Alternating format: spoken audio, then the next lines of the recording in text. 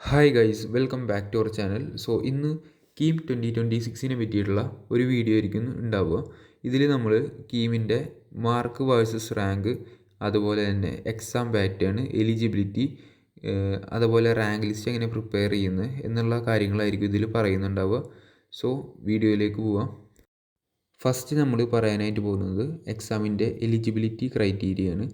ഇതിൽ പ്രത്യേകിച്ച് കൺഫ്യൂഷൻ ആവേണ്ട കാര്യമില്ല. +2 എക്സാമിനേഷൻ കഴിഞ്ഞിട്ടുള്ള ആർക്ക് വേണമെങ്കിലും എക്സാം എഴുതാം. അപ്പർ ഏജ് ലിമിറ്റ് ഇല്ല, അതായത് എത്ര വേണമെങ്കിലും എഴുതാം, എത്ര ഏജ് ആയാലും കുഴപ്പമില്ല. ഇനി അടുത്തത് എക്സാമിൻ്റെ പാറ്റേൺ ആണ്. എക്സാം 2 വർഷമായിട്ട് CBT ബേസ്ഡ് ആയിട്ടാണ് നടത്തി വരുന്നത്. കമ്പ്യൂട്ടർ ബേസ്ഡ് എക്സാമാണ് ഉണ്ടാവുക. 5 ഓപ്ഷൻസ് ആയിരിക്കും ഉണ്ടാവുക. JEEക്കൊക്കെ 4 ഓപ്ഷൻസാണ് ഉണ്ടാവുക. കീമിന് 5 ഓപ്ഷൻസാണ് ഉണ്ടാവുക. അതുപോലെ +4 കറക്റ്റ് ആൻസറിനും -1 ആണ് റോങ് ആൻസറിനും മാർക്സ് ഉണ്ടാവുക. പിന്നെ ടോട്ടൽ 150 ക്വസ്റ്റ്യൻസ് ഉണ്ടായിരിക്കും. ടോട്ടൽ മാർക്ക് 600, 150 × 4, ടൈം 3 മണിക്കൂർ അഥവാ 150 മിനിറ്റ്. പിന്നെ വ്യത്യാസം വരുന്നത് ഇതിലെ മാർക്ക് ഡിസ്ട്രിബ്യൂഷനാണ്. ക്വസ്റ്റ്യൻ്റെ ഡിസ്ട്രിബ്യൂഷനാണ്. നമ്പർ ഓഫ് ക്വസ്റ്റ്യൻസാണ് വ്യത്യാസപ്പെടുന്നത്. മാത്സ്, ഫിസിക്സ്, കെമിസ്ട്രി എന്നുള്ള റേഷ്യോ എടുക്കുകയാണെങ്കിൽ 75 ചോദ്യം മാത്സ് എന്നും 45 ചോദ്യം ഫിസിക്സ് എന്നും 30 ചോദ്യം കെമിസ്ട്രി എന്നും, അതായത് 3:2:1 എന്ന റേഷ്യോയിലാണ് ക്വസ്റ്റ്യൻസ് ചോദിക്കുക. നല്ലൊരു റാങ്ക് നിങ്ങൾക്ക് കിട്ടണമെന്നുണ്ടെങ്കിൽ കൂടുതൽ മാത്സ് ഫോക്കസ് ചെയ്യണം. മാത്സിലാണ് നമ്പർ ഓഫ് ക്വസ്റ്റ്യൻസ് കൂടുതൽ. ഫിസിക്സ് നിങ്ങൾ 2-3 പാഠത്തിൽ വരുന്ന ക്വസ്റ്റ്യൻസ് ഇതിൽ ഒറ്റ ചാപ്റ്ററിൽ തന്നെ വരും, കാരണം ക്വസ്റ്റ്യൻസിൻ്റെ എണ്ണം കൂടുതലാണ്. മാത്സ് ആണ് റാങ്ക് നല്ലോണം വേണമെന്നുണ്ടെങ്കിൽ ഫോക്കസ് ചെയ്ത് പഠിക്കേണ്ടത്. അങ്ങനെ എക്സാം എഴുതി കഴിഞ്ഞാൽ അടുത്ത സ്റ്റെപ്പാണ് റാങ്ക് ലിസ്റ്റ് പ്രിപ്പറേഷൻ. അതെങ്ങനെ ചെയ്യുന്നതെന്ന് പറഞ്ഞാൽ, കറൻറ്റ് സിനാരിയോ എന്ന് ഞാൻ മെൻഷൻ ചെയ്തത് നോർമലൈസേഷൻ അഥവാ പ്രോസ്പെക്റ്റക്സ് ചേഞ്ച് വരുത്തിയിട്ടില്ല ഇതുവരെ. ചേഞ്ച് വരുത്തുകയാണെങ്കിൽ മാറ്റം ഉണ്ടാവും. ഇത് ലാസ്റ്റ് ഇയർ എങ്ങനെയാണോ നടന്നത് അതുപോലെയാണ് ഞാൻ പറയുന്നത്. കറൻറ്റ് സിനാരിയോ വെച്ചിട്ട് 50% ബോർഡിനും 50% കീമിനും ആയിട്ടാണ് വെയിറ്റേജ് ഉള്ളത്. അതായത് കീമിൻ്റെ എക്സാമിൻ്റെ മാർക്ക് 600-ലാണ് നമ്മൾ റിട്ടേൺ എക്സാം എഴുതിയിട്ടുള്ളത്, അതായത് CBT ബേസ്ഡ്. അത് നേരെ 300-ലേക്കാക്കും. ഇപ്പോൾ അതുപോലെ തന്നെ ബോർഡ്സിൻ്റെ മാർക്ക് 300-ലേക്കാക്കും. സ്റ്റേറ്റിനാണെങ്കിൽ 360-ലാണ്, അത് 300-ലേക്കാക്കും. എന്നിട്ട് രണ്ടിൻ്റെയും 50-50 നോർമലൈസ് ചെയ്ത മാർക്ക്, അതായത് ബോർഡിൻ്റെ മാർക്ക് 300-ലേക്കാക്കിയിട്ട് നോർമലൈസ് ചെയ്യും. കീമിൻ്റെ മാർക്ക് റിട്ടേൺ എക്സാം 300-ലേക്കാക്കിയിട്ട് അതും നോർമലൈസ് ചെയ്യും. അങ്ങനെ രണ്ടും കൂടി നോർമലൈസ് ചെയ്ത മാർക്കാണ് ആഡ് ചെയ്യുക. ശ്രദ്ധിക്കുക, 300-ലേക്കാക്കണതല്ല നോർമലൈസേഷൻ, 300-ലേക്കാക്കിയിട്ട് വീണ്ടും നോർമലൈസേഷൻ ചെയ്യും. അതാണ് നോർമലൈസേഷൻ എന്ന് പറയുന്നത്. ഫസ്റ്റ് അവർ പുറത്തേക്ക് വിടുക, അതായത് നമുക്ക് ആദ്യം കിട്ടുന്നത് നമ്മുടെ കീമിൻ്റെ നോർമലൈസ്ഡ് മാർക്കാണ്. പിന്നെ രണ്ടാമതാണ് നമ്മൾക്ക് ബോർഡ് മാർക്ക് ആഡ് ചെയ്യാൻ പറയും, അവർ നോട്ടിഫിക്കേഷൻ തരും. അങ്ങനെ നമ്മൾ നമ്മുടെ ബോർഡ് മാർക്ക് കറക്റ്റായിട്ട് ആഡ് ചെയ്ത് കൊടുക്കണം. അല്ലെങ്കിൽ വീണ്ടും നമുക്ക് ഇമെയിലും ഒക്കെ ആയിട്ട് വരും തെറ്റായി ആഡ് ചെയ്ത് വെച്ചെങ്കിൽ.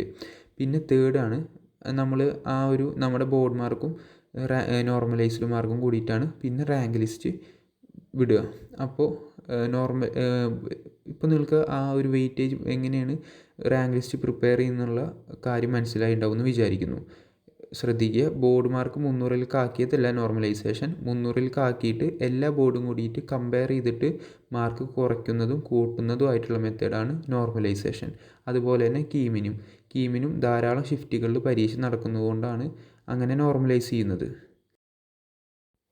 നോർമലൈസേഷനെ പറ്റിയിട്ട് ചിലവർക്കൊരു കൺഫ്യൂഷൻ ഉണ്ടാവും. അതൊന്നും കൂടി ഞാൻ പറഞ്ഞുതരാം.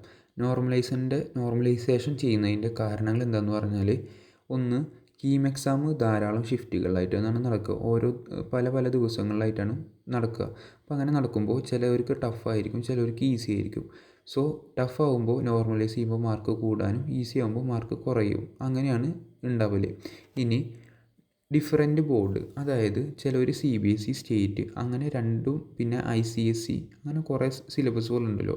അപ്പോൾ ധാരാളം സിലബസ് ഉള്ള കാരണം 50% ബോർഡ് മാർക്ക് ആഡ് ചെയ്യുമ്പോൾ സ്റ്റേറ്റ് സിലബസുകാരെ മാർക്ക് കുറയും.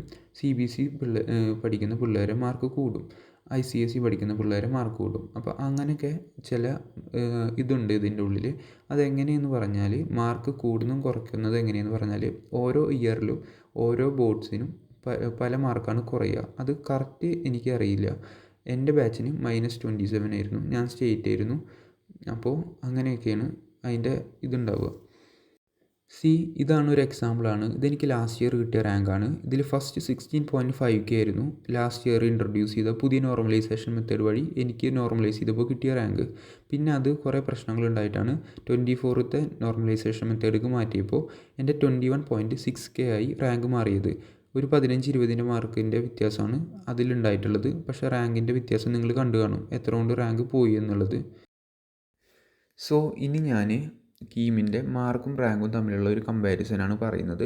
ഇത് ഞാൻ നിങ്ങൾക്ക് മാർക്കും അത് റാങ്കിനെ എത്ര രീതിയിൽ അഫക്റ്റ് ചെയ്യും എന്നുള്ള കാര്യമാണ് ഞാൻ പറഞ്ഞു തരാനായിട്ട് പോകുന്നത്. സോ ഈ ലെഫ്റ്റ് സൈഡിൽ കാണുന്നത് ഞാൻ കീമിൻ്റെ ഒഫീഷ്യൽ സൈറ്റിൽ നിന്ന് എടുത്തിട്ടുള്ള ഡാറ്റയാണ്.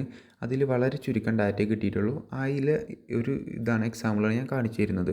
ഇതിൽ നിങ്ങൾ നോക്കൂ, 2550 റാങ്ക് കിട്ടിയ ആളുടെ മാർക്കാണ് 473, അതുപോലെ 2672 റാങ്ക് കിട്ടിയ ആളുടെ മാർക്കാണ് 471. ഇവർ രണ്ടുപേരും തമ്മിൽ 2 ചില്ലറ മാർക്കിൻ്റെ വ്യത്യാസമുള്ളൂ. പക്ഷേ റാങ്ക് 122 റാങ്കിൻ്റെ വ്യത്യാസം ഇവർ രണ്ടുപേരും തമ്മിൽ വെറും 2 മാർക്കിന് വ്യത്യാസമുണ്ട്. അപ്പോൾ നിങ്ങൾ ആലോചിക്കുക എത്രത്തോണ്ട് വ്യത്യാസം വരുന്നു. ഒരു കോളേജിൽ മാക്സിമം സീറ്റ് 120 സീറ്റൊക്കെയാണ്. അപ്പോൾ അതിലൊക്കെ വരെ നിങ്ങളുടെ സീറ്റ് മാറി മറിഞ്ഞ് പോവാം. ചില കോളേജസിൽ 120 സീറ്റ് 2 ബാച്ചായിട്ടുണ്ടാവും. അപ്പോൾ 200 + 240 സീറ്റ് ഉണ്ടാവലുണ്ട് ചില കോളേജസിൽ. പക്ഷേ എനിക്ക് കറക്റ്റായിട്ട് ഏത് കോളേജസിലാണെന്ന് അറിയില്ല. സോ ഞാൻ പറയുന്നത് അങ്ങനെ നിങ്ങളുടെ എന്താ പറയുക, വെറും 1 മാർക്കിന് 2 മാർക്കിനൊക്കെ ഇത്രയും റാങ്ക് വ്യത്യാസം ഉണ്ടാകുമ്പോൾ നിങ്ങളുടെ സീറ്റ് മാറി മറിഞ്ഞും പോവാം. ഇനി റൈറ്റ് സൈഡിൽ കൊടുത്തിട്ടുള്ളതാണ് 387.1.333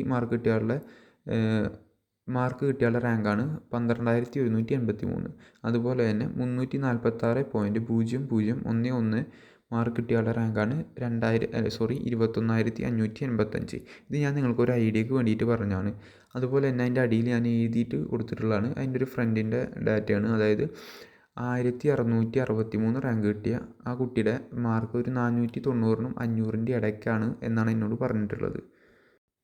സോ ഇതൊക്കെ നിങ്ങൾക്ക് ഞാനൊരു മാർക്കിൻ്റെ ഇമ്പോർട്ടൻസ് പറഞ്ഞു തരാൻ വേണ്ടിയിട്ടാണ് ഇത് ഞാൻ എടുത്തിട്ടത്. സോ നിങ്ങൾക്ക് ഈ വീഡിയോ വളരെയധികം യൂസ്ഫുള്ളായിട്ടുണ്ടാവും എന്നാണ് ഞാൻ വിചാരിക്കുന്നത്. ഇത് അറിയുന്നവരുണ്ടാവും, എന്നാൽ അറിയാത്തവരുണ്ടാവും. സോ നിങ്ങൾക്ക് അറിയുന്നുണ്ടായിരുന്നില്ല എന്നുണ്ടെങ്കിൽ കമൻറ്റ് നോക്കി നോക്കാം. സോ ഇതുപോലുള്ള വീഡിയോസിന് ചാനൽ ലൈക്ക് ചെയ്യുക, ഷെയർ ചെയ്യുക, സബ്സ്ക്രൈബ് ചെയ്യുക. Thanks for watching. ബൈ.